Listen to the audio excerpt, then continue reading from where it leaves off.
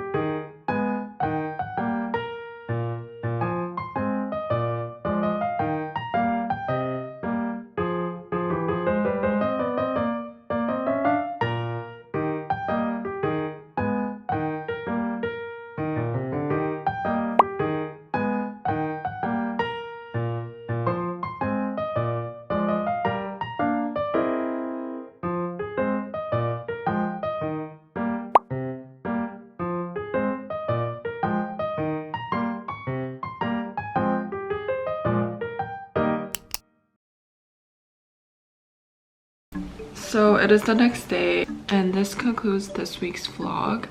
Thank you guys so much for watching and thank you for 100k again, and I'll try my best to focus more on YouTube. I'll see you guys in my next video.